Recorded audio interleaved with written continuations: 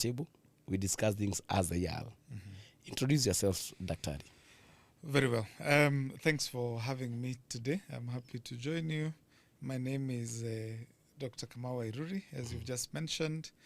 I am an academic doctor, Yes. a PhD holder, as a social scientist, mainly studying politics and the economics of development in Africa. So I teach on public policy, I analyze politics, and I'm also an aspiring member of parliament for Kangema constituency in the forthcoming general elections. Yes, in 2027. Yeah, and I'm happy to join you today. Thank you. And looking forward to having a good and informative conversation. Asante. Yeah. And we are going to start off with what happened yesterday. Yeah. The Requiem Mass. Everybody was following. Were you following? Yes, unfortunately I was not able to follow the whole ceremony, but I caught quite a lot of it. It was a fascinating, event to follow. Yes. And I think the most important thing, everyone was looking at the political tension that was of course anticipated, and thinking about how it was going to unfold. As you know, of course, it was not the first time that President Ruto was meeting with his former deputy, Yes. Rigathi Gachagua, because they have met before. But it was the first time they were going to meet in a very, very, very changed political atmosphere and environment. And of course, the president coming to a region that was previously his stronghold. So You said previously. But has now clearly shifted allegiance towards his former deputy. So if there was any doubt that maybe anybody had about, where the loyalties of Mount Kenya people are, it was made very obvious yesterday where those interests are at the moment. So I think that was the reason why there was so much, And everyone was following. focus and attention. Yes. Because people expected things to go, one of two ways. There was a lot of rumor that maybe the former deputy president would not be allowed to speak or to address the gathering. But was it a rumor? I happened to see the official program, the program. Yeah.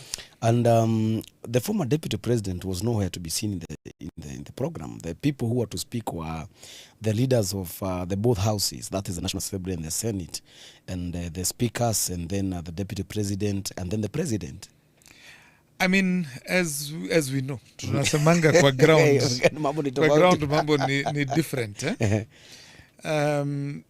If you remember, historically, when we would look at how the state would sometimes treat the departed former Prime Minister, Raila Odinga, Yes.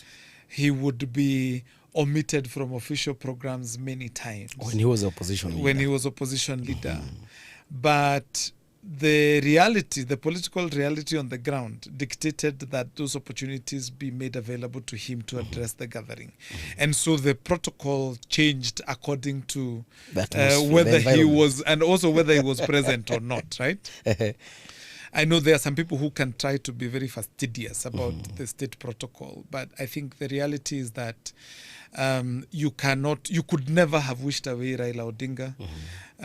You cannot, by any measure of imagination in Mount Kenya, wish away Rigathi Gachagua as the leader of the community and of the region. So I think even as much as they may have, excluded him from the official list of the program, it would not have been known whether they would actually stop him from speaking. And of course, as you saw yesterday, eventually, as they say, the proof of the food is in the eating, of the pudding is in the eating. As you can see, he ended up addressing the gathering and actually giving the longest of all the speeches that were made yesterday. So I think that was one of the key things that that people are watching. I think the other thing is that people have also been paying a lot of attention to the president when he comes to Mount Kenya.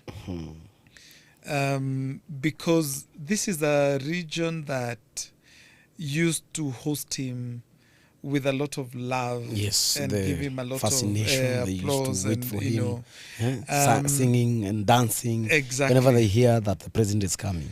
Right, and what we've seen over the last few times that he's been around is, you know, very interesting dynamics. Occasionally, some very choreographed groups of people attending these events, and things sometimes going south pretty quickly, either during or soon after the president leaves. So, of course, that's something that people would also want to see. Right? So when you bring these two dynamics together, Yes, it makes for very newsworthy, encounter. To the extent that, very unfortunately, that you know the reality and the life of the departed member of parliament almost becomes the sideshow, the sideshow, rather than the main event, right? So, according to Daktari, Yeah. who scored yesterday? Is it the president? Because if you listen to those people who support President William Ruto and the government allies, or even apologists, if we may call them so, they say that the president was able to respond and actually dismiss former deputy president. And when, for example, he said that I do not need permission from anybody to visit any part of this country, he also said that he actually repeated the words, Gachagua had warned the president of labeling Mount Kenya region tribal. But the president told him, it's not about me and Mount Kenya region, it's about me and you. So do not try to bring our personal political differences between me and the people of Mount Kenya. I'm not mad, I'm not fool, and I'm not drunkard. The relationship with between me and Mount Kenya, we started it a long time ago, and nothing and nobody will come between us. Nobody's going to broker this region, some sort of act as a brokerage. So who do you think called the show yesterday? I mean, so on the one hand, you talk about the remarks, but that he came off as a statesman in the way that he handled and responded to Rigathi, because, as I've said, this is the first time they've shared a platform. I think the question as to whether there can be a broker of engaging with the Mount Kenya people is politics in Kenya is a game of intermediation, right? So you are running there is a reason why the president appointed Rigathi Gachagua as his deputy. That was in 2022. In 2022, there were many other people who he could have appointed. Many other people who he could have appointed, whether from within Mount Kenya or not. I mean, the prerogative Mount Kenya or not. I mean, the prerogative was his to choose. Was his to choose, but who the deputy would be. And he decided, as we hear, he decided to get people to do an election, the leaders to do an election and determine who this person would be. But it is very telling that the people who are voting for the candidate were representatives from the Mount Kenya region, because he recognized the fact that he needed somebody to work as a custodian of the trust for the region. The go-to guy, yes, the go-to and then the go-between. I mean, it's fair for him to say that he hunted for the votes himself, because he hunted for the votes for a very long time. Gachagua never helped him? He did it for a long time, right? Even with the support of other people, even before people like Rigathi Gachagua showed up on the scene to support him. So I think we need to take that nuance into it. But of course, when the rubber met the road, it was Rigathi Gachagua who carried the burden of delivering that vote basket to the UDA team, right, and the Kenya Kwanza team.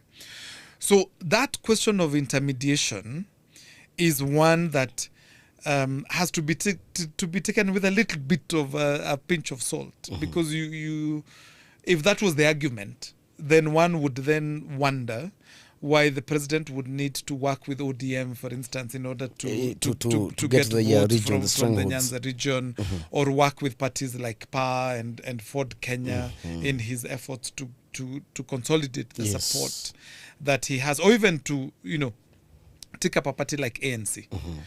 So I think that I would term as pure political speak, right? It is just a rejoinder. But the reality of the matter is that politics in Kenya is a politics of intermediation. There has been a lot of studies that have looked at this. And the reason why we end up with the regional kingpins is because people know at the table, you need to have someone fighting for you. In the last election, of course, the president said he was the custodian of Mount Kenya. Yes, he said he had the map. But the reality is now very different. Now, in terms of who scored, yes, I think if you listen to most people who are speaking about yesterday's event, the name on people's mouths is Rigathi Gachagua, without a shadow of doubt. Because this was like an underdog, so to speak, who showed up in a space where we expected he would not even be given the opportunity to speak. He took the chance and milked the opportunity for everything that it was worth. Akajifungua. Akajifungua. He got the opportunity to respond to anything and everything that has been said about him, what has happened to him, what has been said about the community that he leads, the conduct of some of the state officials that he and many Kenyans find to be untoward or even unconstitutional. So I think in that sense, it is very, very obvious that he was able to demonstrate that he is the leader of the Mount Kenya region. I think that there's no doubt. I also think that another thing that was very crucial and very important that I saw is that he did not shy away from actually addressing everybody who was there intentionally on the things that they have been saying, either about him or about various issues that they've been fighting on, very directly to them, right? I also think that the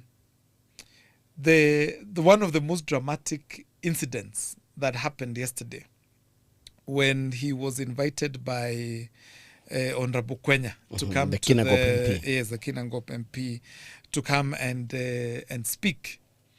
The fact that he stood his ground and refused to, so to speak, to be disrespected in that manner, I think that also says quite a lot about who ended up scoring the goal yesterday. And I think there's no doubt, whether you like the man or not, that he came off as a very strong leader. He came off as a guy who, speaking off the script, had complete command of the messages that he wanted to pass across and to communicate. And I think we are going to be talking about him for a while. Now, I've got to say, the fact that he is the person that the president responded to also speaks volumes, because he wasn't the only speaker. So it tells you that the message landed home, and that and it was deemed enough to deserve a response from the president. But when you say that Honorable Kwenya Thuku disrespected Gachagua when he invited him to speak, what do you exactly mean? Because surely he was supposed to be invited by who was to invite him? I mean, we can argue many things, including about what is the status of Rigathi Gachagua constitutionally or legally. But to me, this man is, whether procedurally or not, is the second deputy president of the Republic of Kenya. And I think there's a way we can ask this question, one of which is, if Kalonzo Musyoka was present yesterday, do you think he would have been invited by Kwenya to speak to the audience? If Mudi Awori was present yesterday, would that have been the right protocol? What we know is that former deputy presidents or former vice presidents speak just before the sitting deputy president, who would then be the one to invite the sitting president. We've seen this. We have history of how this protocol runs. So there's no doubt in my mind that that was utter disrespect. And I think it was political gamemanship that Honorable Kwenya was trying to play. And I think he kind of got the message that Rigathi Gachagua is not at his level and is not his age mate. He's got to be respectful. I think another person who recognized this, and I think it was one of the other dramatic incidences as well, is the governor who tried to cut short the former deputy president's speech, and was instructed accordingly that you do not rise when the leader is speaking. You hold your horses until it's done. So I think that was also an important thing of communicating that this is a man who has held the second highest constitutional office in this country, and he's got to be given the respect that he deserves. People can argue whatever they want to argue, but there is no one who will ever change history that Rigathi Gachagua was the second deputy president of the Republic of Kenya, following the new constitution. Despite, of course, serving for, I think, 1.5 years or even 2. Even if it was for a day. That the question of whether he was a deputy president is not something that would be questioned or debated. That is a fact of life and a crucial fact that has entered the books of Kenyan history accordingly, I would think. Yeah. Fair enough. There's a time when he said that we would work for you, only that if you do away with some of the children, quote unquote, referring to the likes of the National Assembly Majority Leader Kimani Ichung'wah, was saying that these are the leaders who misled you.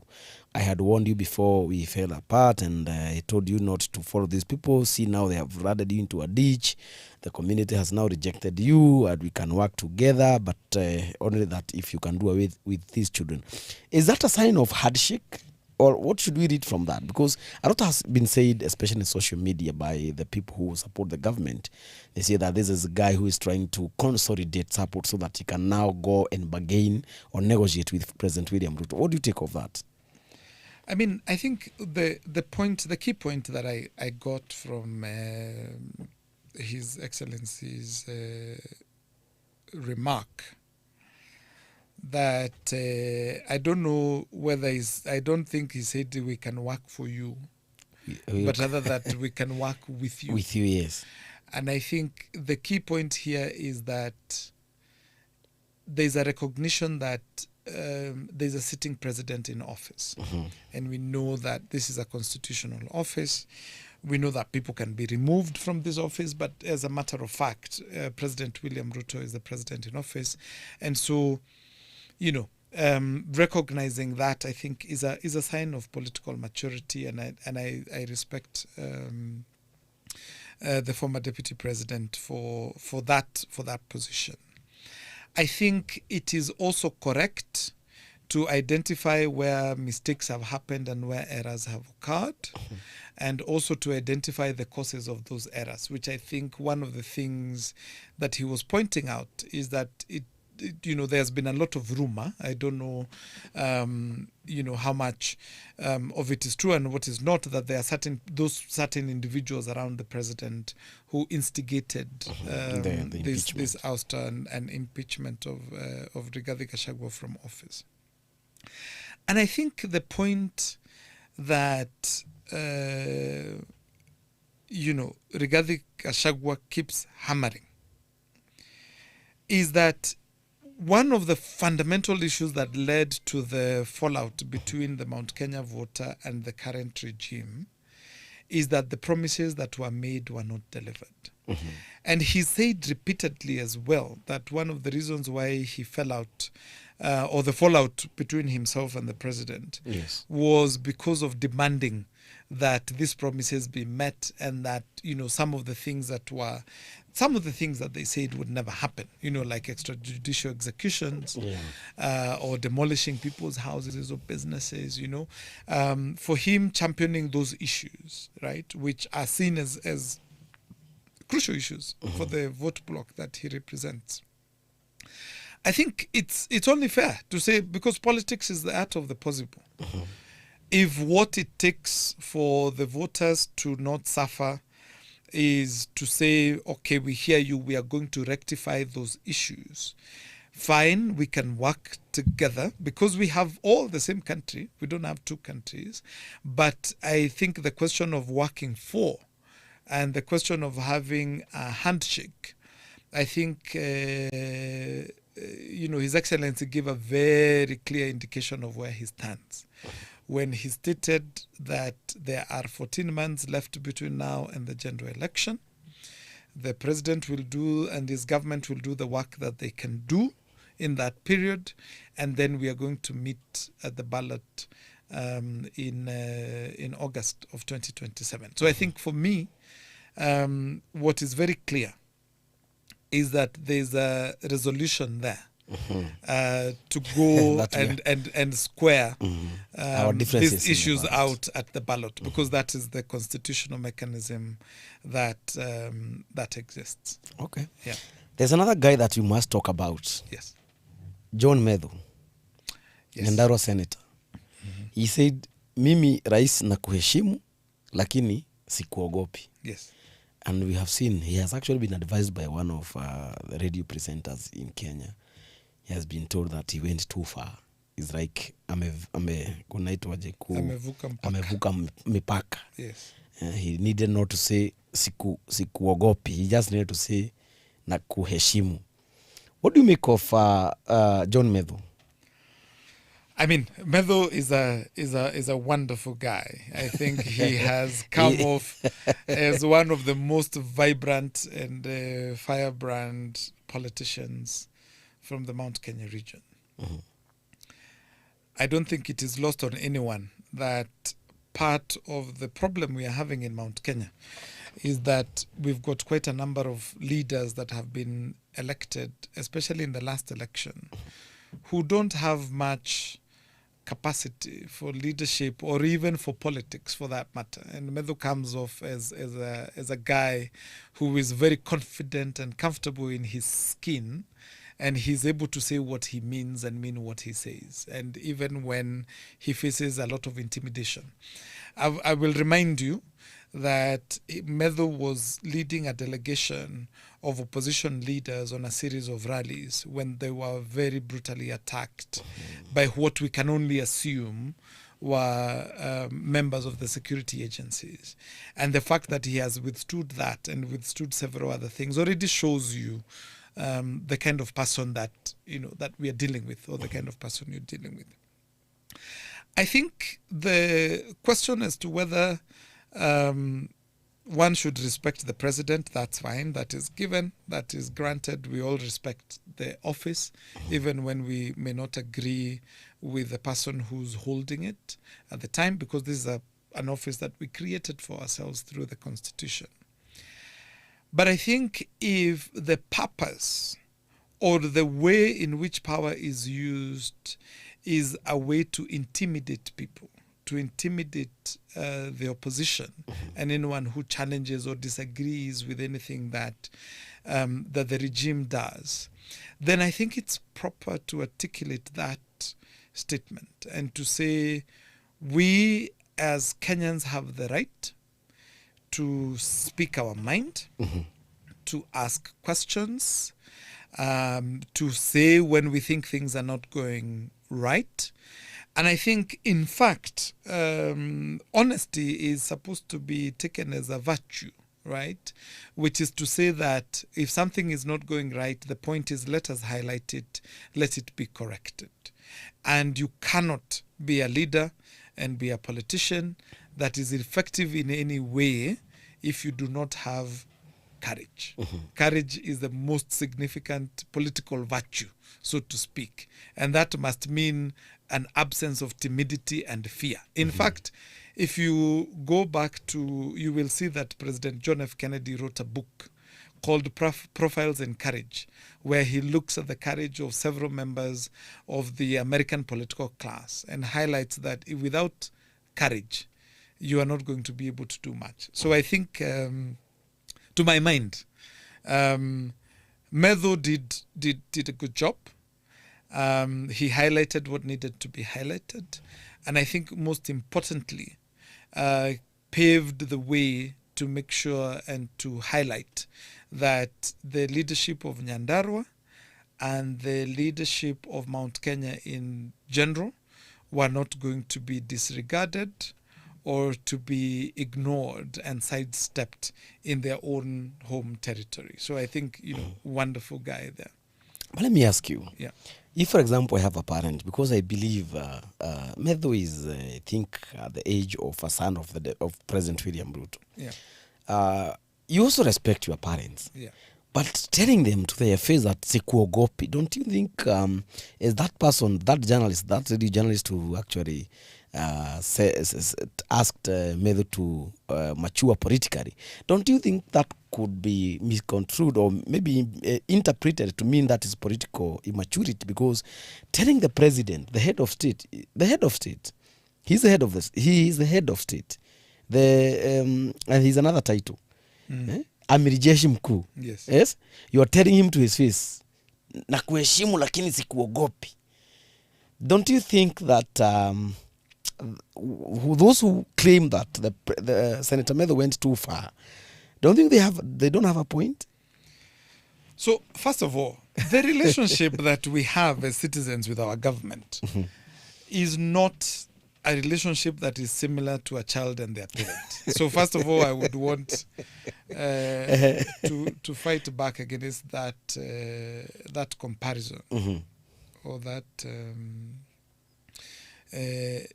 because we as citizens, every citizen, you've got one vote. You've got your responsibility. You've got your rights as a citizen. You hold an office, the office of citizen. The president holds an office. The member of parliament holds an office. This is not a relationship of love and care and so on. It is a relationship of obligation. Right? Everyone has their rights and everyone has their responsibility, which is what essentially the Constitution talks about. I would challenge you to show me any part of the Constitution that says that there is a requirement for us to respect our leaders or to fear them, right? In fact, it is an issue of courtesy. And in fact, you can't be an effective citizen either if you are timid. So I think that's an important thing that we need to take our mind from. That even the youngest MCA, the youngest MP, the youngest citizen, as we saw with the Gen Z movement, has the capacity, the ability, the right, and the responsibility to say when things are not going right. Right? So that question of respect for me is one where we are told, don't shout too much about these things because you will make us look bad. But in the meantime, people are hungry, people are sick, people are dying, right? So that respect, that quote of respectability politics does not do anyone any favor, right? And I think the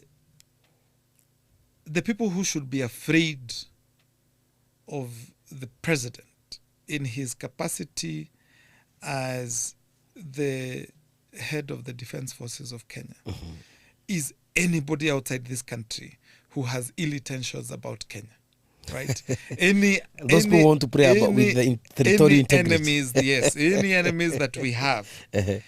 An enemy of the state, the terrorist organizations, they should and must be afraid of the president of the Republic of Kenya. The citizens do not have to be and should not be afraid of the president. They should be able to love their president and to be patriotic towards their country, but that is based on the extent to which the country also meets its obligation to its citizens. I think also we are putting too much emphasis on this, because I don't want to go into a lot of examples, but not too long ago, some of the people who are shouting the loudest now were the ones who were saying exactly the same things towards the former president Uhuru Kenyatta. But now that the shoe is in the other foot, they realize that it pinches. So I think for me, this is an issue that is neither here nor there. The question I would ask is, for the people of Nyandarua, did Senator Methu speak the truth? Did he represent their interest? Did he fight for their fair share of allocation of national resources? Did he demand accountability for the things that the government has indicated it's going to do? And for me, if he meets that, obligation to his voters, which I believe he has, I think the rest are, to be honest, sideshows. And of course, to respond to this journalist that you're talking about, I think no one stops him from fearing the president, if that is what he thinks. No, you are responding to that journalist. Yes, if that is what he thinks is the most important thing, I think no one stops him. But he should not be imposing his standards on other people. Yeah. Wow. Let alone on elected leaders. We leave it at that. Yeah. Now let's talk about, of course, because of the death of the late MP for Karau, David Jonah Kiaraho. Yeah. Of course, it's going to occasion a by-election. And you, by the way, you are vying for Kagema parliamentary seat on a DCP ticket, that is Democracy for Citizens Party ticket. And I mean, this party has been failed. Bana, chama bana. Was it where you had candidates in Mombasa? Is it sorry, Kilifi? Alishindwa na yule wa UDA. Then you had several members for county assembly slots. Of course, some of them won, and others were defeated. Let's stick about Let's stick to Mount Kenya. Mbeere North by election. We had, although your party did not field a candidate, your party leader was the face of opposition politics in Mbeere North. At some time, he was even seen in people's home early in the morning, and sometimes even wengine wakasema alikuwa anaenda kukamua ng'ombe, or in the name of looking for votes. But bana, the DP candidate, the Democratic Party candidate, Newton Karish, the artist, was defeated by Wamudhende. I mean, what does this mean to all Kara? Because we have seen and we have said that the Gachagua scored. He was able to take the bull by its horns. We have Methu here, a senator from Nyandarua, and a very influential leader from Nyandarua. Yeah. Should DCP fail to clinch this seat, what does this mean to your party, and even to people like you who have ambitions with the DCP party? I think you're going too far. Because you seem to already be assuming that DCP is going to lose the seat. And I think the mathematics of probabilities. I think for me, by the Mbele, not only before even you speak, there was Mbele parliamentary seat, and there were two by-elections in Mbele. Remember, there were two MCAs who resigned to vie for the parliamentary seat. Your party don't even feel a candidate in Murima. So that's why, because of the mathematics of probabilities, probably that's why you think I'm going too far. No. I think, number one, all politics is local. So we've got to look at that context of Mbeere North, number one. And I think number two, unless you don't live in Kenya, I don't think there's anyone who has any doubt. Even the people within the ruling party, about how that victory in Mbeere North came about. And in fact, that there's an ongoing petition. in And you have seen that there's an indication from the court that some of those ballots actually need to be recounted, which means whatever the case, whatever comes out on the other end, that the judicial official, the judge, is already convinced that something is amiss. That's why No matter what the outcome of the ruling of the petition is, there's already a very strong indication that even the court recognizes that there's an issue to look into. So that's one. Because we've seen petitions being dismissed, on merit grounds many times before. But I think if you look at the by-election in Mbeere North, which is a very good case study of thinking about how by-elections happen in Kenya, especially when the incumbent is determined to win. We saw the kind of mobilization of state that happened in Mbeere North. I think you are not a stranger to this. You know how violence has been deployed historically in Kenya in political contexts. So for me, the thing that is a big indicator is, yes, Newton Karish did not eventually end up clinching that seat. Or rather, let me say he didn't end up being declared the winner. I mean, he never won. That's why he was never declared. He was not declared the winner.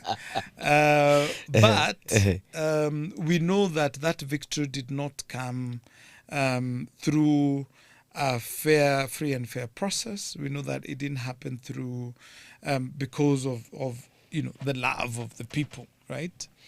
So I think it would be difficult to transfer the reality of one by-election to another. Yes. And we can look at the history of by-elections across, and you will see what happens. By-elections tend to have a lower turnout.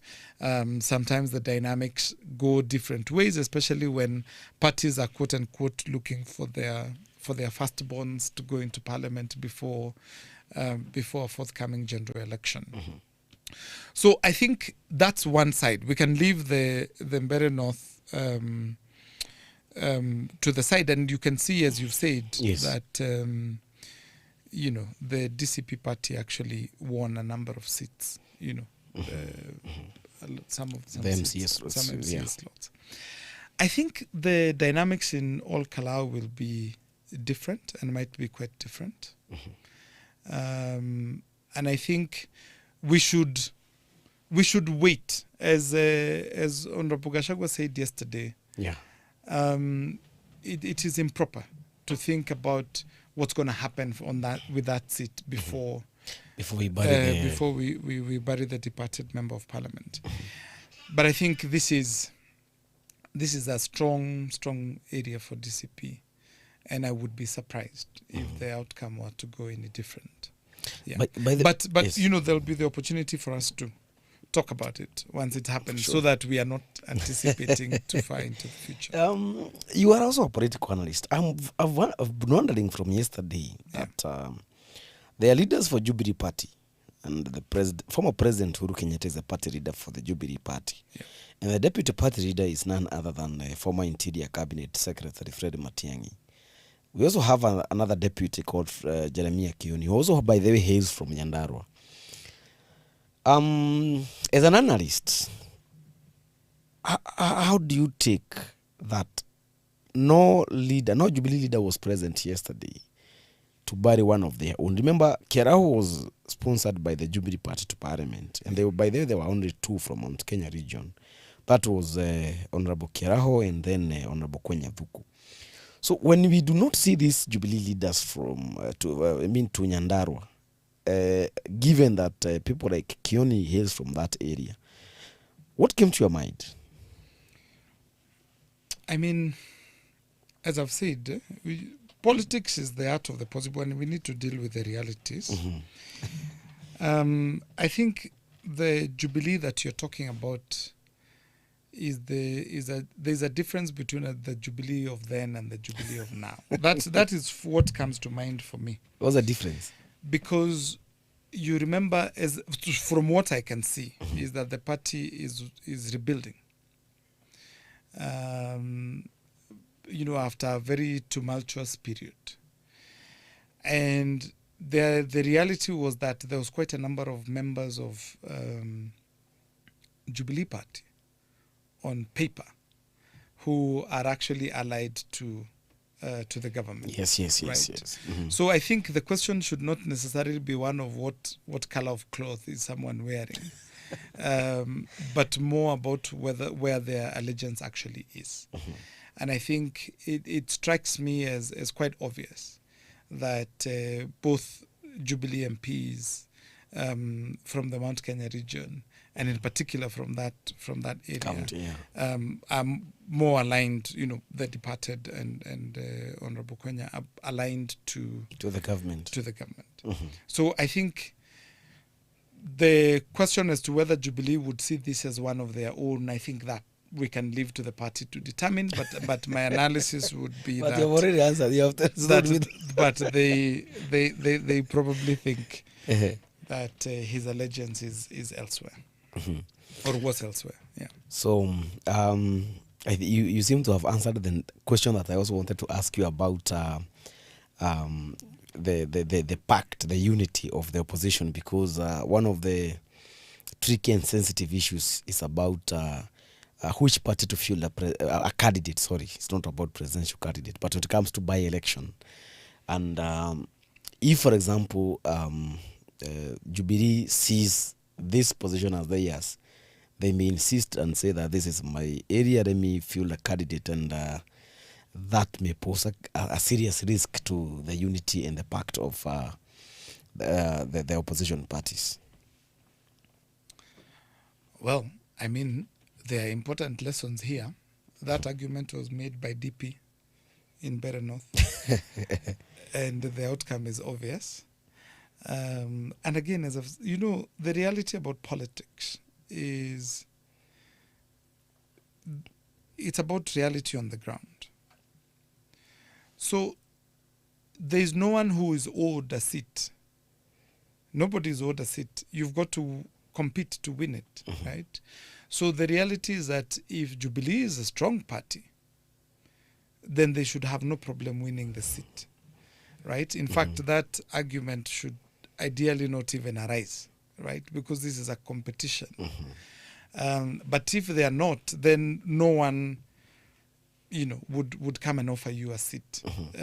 You've got to fight for it. So I think for me that is almost a no-brainer. That it's going to be a competition like any other. Yes. And the party that has done the work of building networks on the ground, of engaging with the people, of listening to the people's interests and championing them. And the same for the candidates, because, even within political parties, there are numerous candidates. So same as well is what I would expect to see. Yeah. Well, time imeenda lakini tunaendelea tu. We want us to talk about zoning. Yeah, we need to zoning actually in two aspects. Zoning on the side of the opposition and zoning on the side of the government and the broad-based, because we have seen the hurabarus, these talks, everybody's talking about zoning. The Linda Groud faction of ODM is talking about zoning. They are maintaining that they must have something called zoning to prevent cannibalism, to ensure that each party within the broad-based has its leaders within parliament.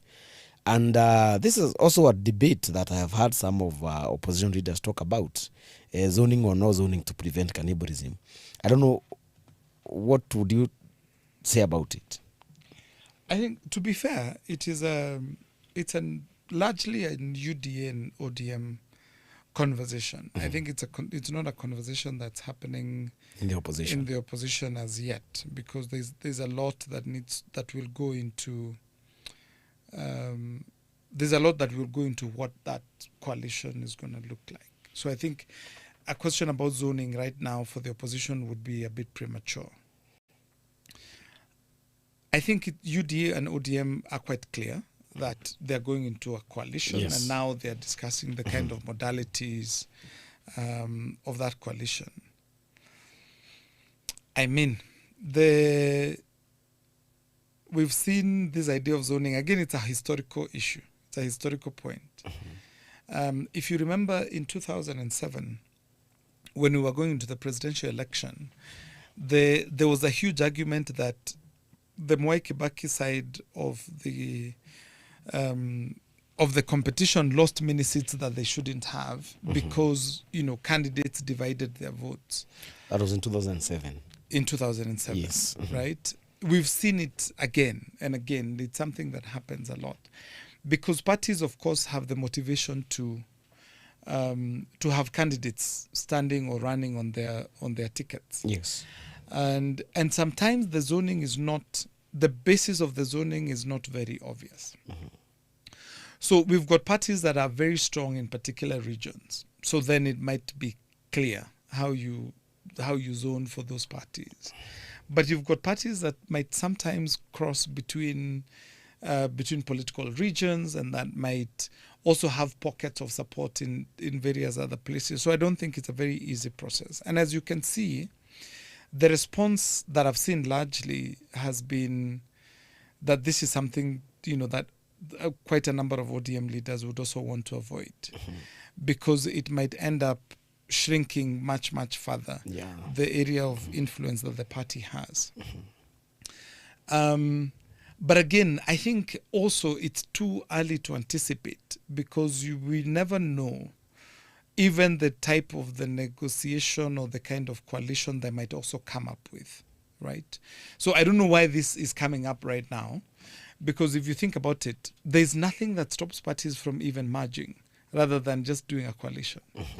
If, for instance, UDA and ODM were to merge, the question of zoning would become, a moot point, right? Yes. So I think it's a bit too early to have those conversations, but I guess the nature of Kenyan politics is that we constantly talk about these dynamics as if the election is being held tomorrow, even though we have quite a long way to go. So I think that for me would be one of those wait and see situations. Let the dust settle and we'll see. But I think it's definitely going to be an important and substantive issue in the opposition as well, in that united alternative government, especially because there are many parties that are coming into this formation, again assuming that formation actually holds. And remember, most of these political parties in the opposition hails from Mount Kenya region. But as we finalize, we cannot go without you telling us what you want to do to the people of Kangema. What is your vision to these people of Kangema? Why should they vote you and not any other person who is seeking for the same seat that you want?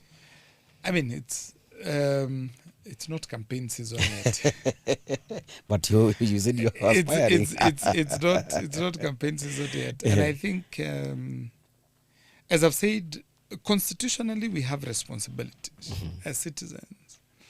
And part of the reason why every citizen has a right to run for office is because the constitution and of course the political system recognizes that if you think things are not going the way they should, there should be nothing to stop you from trying to do things better.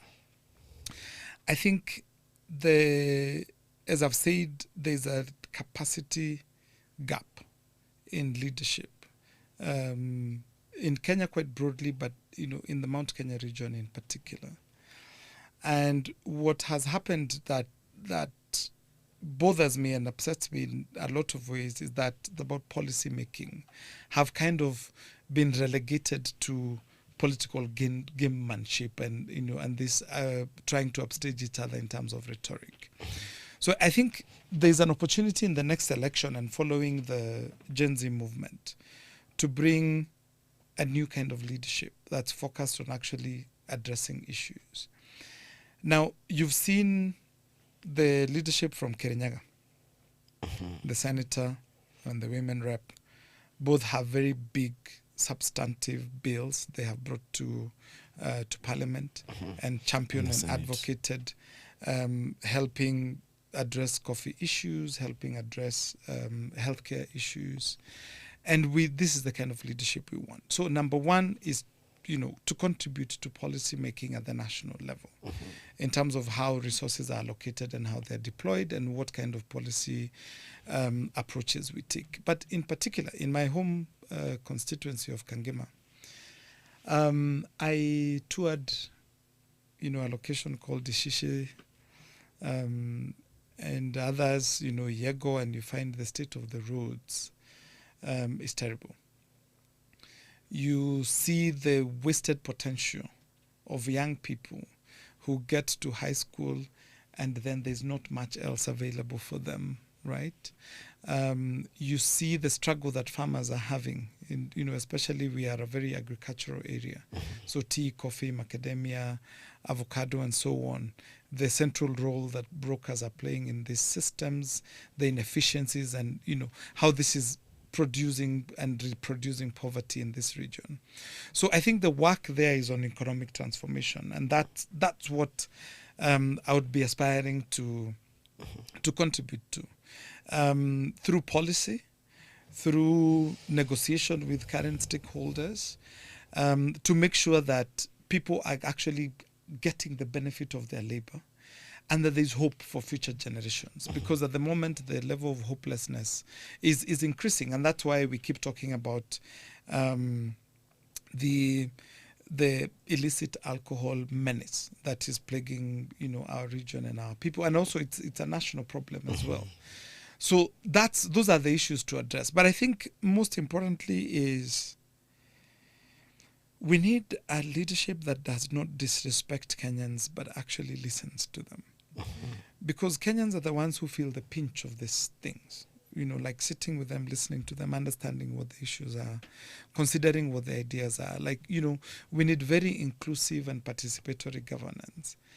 And I think if you look at Professor Kivutha Kibwana, the former governor of Makueni, he is a well-respected and a very good example of this. Sitting with the villagers, listening to them, identifying what issues they think need to be addressed and how they should be addressed, and then using that as an approach to model policy responses. So there's a lot, and there's many opportunities to engage in these discussions as we go along. But I think for now, the aspiration that I have, and that I think at the moment any Kenyan can have, is how do we make our country better for ourselves, for our children, and for future generations. And I think there was a huge impetus on many people, professionals, especially young professionals from the Gen Z movement, when they said, things don't have to be that way. We can actually have a better country. We can make a better country for ourselves. And I think we should definitely, more of us, right, aspire. And hopefully more of us end up making it to the ballot, and hopefully more of us end up making it into Parliament in order to be able to start shifting the nature of the conversation and the policy discourse. Yeah. Wow. All the best in your aspirations. I don't know whether you have the final remarks, because we want to close. Time is not with us. Actually, tumegonga 1 hour. Yeah. Thanks. No, thanks. It's a good opportunity. I'm happy to join you. I'm happy to have this conversation. I think for me, the more people talk, the better, because dialogue and discussions helps to advance ideas. You may not like what I say, or someone else I may not like what somebody else says. But the point is, everyone has the right to belong to this country and to be part of this country. So let's have more and more robust conversations. Let's listen to each other. Let's accept, even like what we saw yesterday, people sharing platforms even when they don't agree. Because ultimately, as I've said, we only have one country, which is Kenya, and it's a country for all of us. So that whether your candidate wins or not, whether things are going your particular way or not, we still end up being able to share this shared identity of being Kenyan and being proud of our country.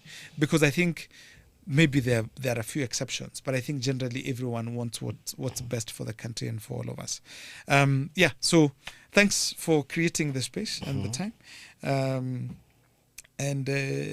Hopefully we can keep having this conversation. Asante. And I hope kesho na kesho kutu, when we invite you again, you're in the position to come again. Thank you so much. That is Dr. Kamau Wairuri, a policy analyst and political analyst. And I'm Dongo Gashane, Mr. Until next time, goodbye.